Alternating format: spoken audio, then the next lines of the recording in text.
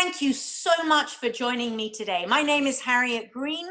I'm a wife, mother, daughter, sister, and for the last 2 decades, been involved across 4 continents in driving digital transformations, great changes in small, medium, and large companies as the CEO, as a board director, really championing tech for good through those changes. What I'd like to do today is hopefully inspire a little, to challenge maybe, and to help shape the goals of the business unit, the government, whoever you are representing today as you listen.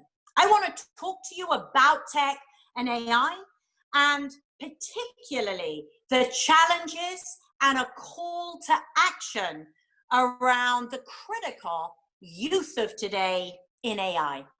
When I talk about AI for the purposes of this session, I'm talking about man-made systems that replicate human thought, human processes and actions, and ultimately with strong AI to maybe perform these tasks better than humans. I think the world right now is at an extraordinary vortex of change. Whether it is climate change, the period of pandemic and lockdown that large parts of the world have experienced, the great drive for better inclusion, Black Lives Matter, decolonization, and how tech, with all of the massive changes around the cloud, AI, cybersecurity, blockchain, how they can help with those solutions. I think it is very clear that the role of youth, that all jobs will change inexorably because of these forces and because of the changes that we need to embrace. It is estimated that over 800 million roles will be further automated between 2025 and 2030, and that this has been accelerated and exacerbated by COVID. And so all of this tech and AI is really completely around us. It surrounds us in our work and our lives. And it is helping provide these solutions, whether it's removing racial bias by helping to make us all more aware of insensitive language, the big data trends that are helping in Australia, New Zealand, and the UK around COVID.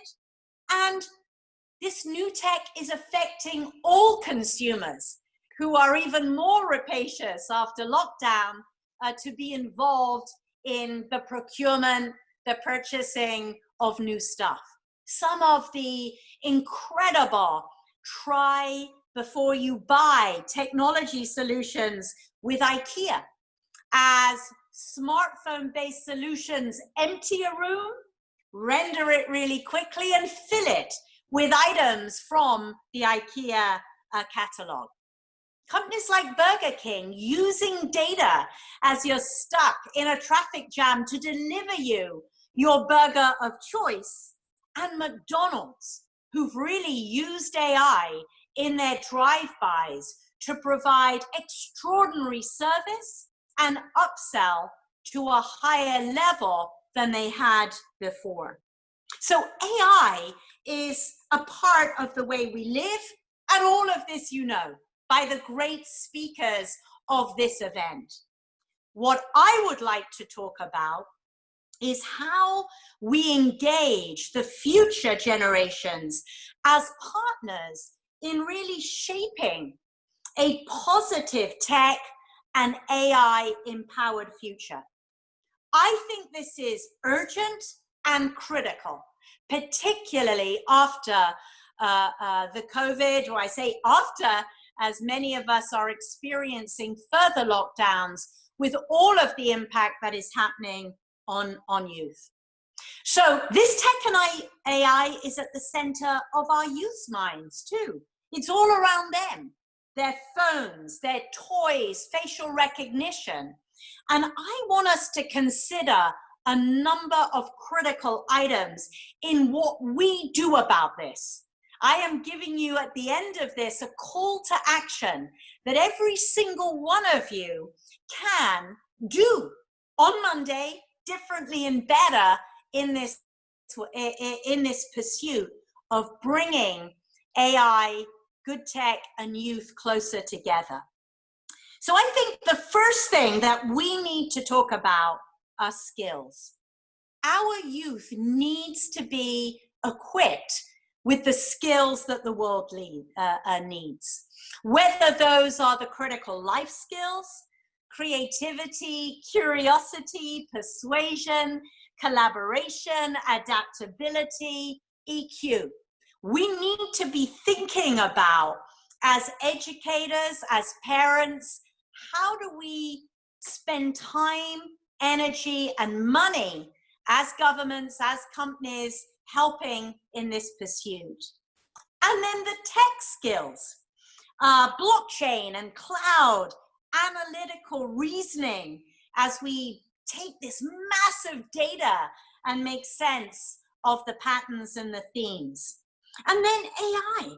We really need to ensure that our youth are able to augment the capabilities of the human workforce, that we are developing young people who have the capabilities to harness the power of AI, to harness the power of machine learning and natural language processing, and that they are able to help organizations deliver more relevant, personalized, and innovative products and solutions without the inculcation of further bias. So the first point that I want to make is around skills, that all of us need to be thinking that it is not just ourselves, but also our youth that needs to have the skills that the world needs. Secondly, is how we engage our educators. There are many papers, many great pieces of work around creating codes of digital citizenship, and some incredible programs that companies around the world have invested in and driven. IBM's P-Tech Schools and P-Tech Platform. These are pathways to technology for young people who are unable to do a full degree, but can be educated, mentored, sponsored by many, many companies in many industries to learn about all of these elements of technology. The incredible STEM for Girls across India that Google has recently announced and IBM has driven. And some of the incredible Raspberry Pi initiatives and teaching coding that is becoming many parts of the world's curriculum. So how do we engage the educators, and how do we think about the digital citizenship councils that many of us can be a part of? You will hear throughout this conference too the third key point, which is a major drive to eliminate coded in bias, and the bias that then appears in software and AI solutions, and then leads to a bias in hiring.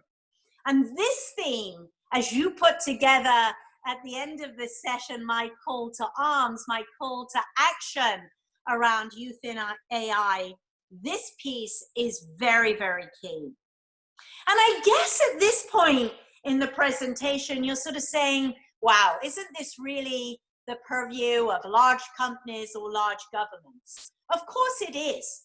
But it is also at the behest of any one of us to start in linking these together with great companies, with great governments who are already at work.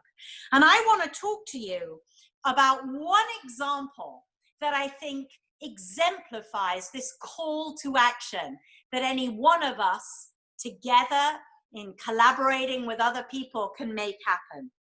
And it's really around teens in AI, around the 2020 Global Accelerator.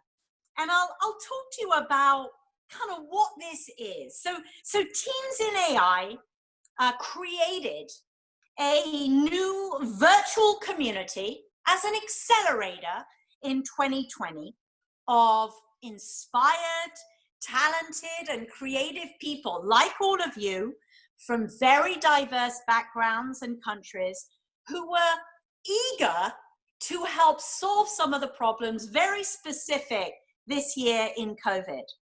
And over a period of just 3 weeks, not 3 years, 3 weeks, the Global Accelerator, hosted by the amazing founder of Teens in AI, Elena Sinnel, and her extraordinary band of predominantly volunteers, brought together expert speakers, partners with tech entrepreneurs, business leaders and innovators from around the world to educate, to mentor, and inspire young minds in the field of technology, design thinking, business, and AI ethics.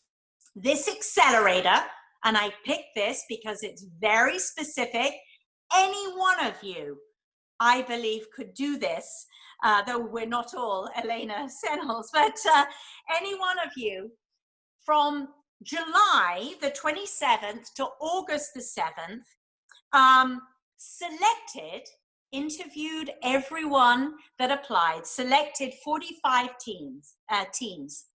And these participants logged in from very diverse locations across Africa, Fiji, Eastern Europe, the UK, North America.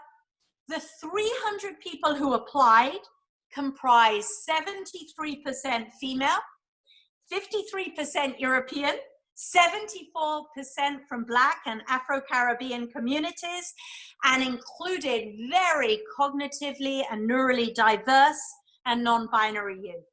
Students from around the globe joined forces, and they created teams to solve the problems of the day. And many of them were around COVID-19.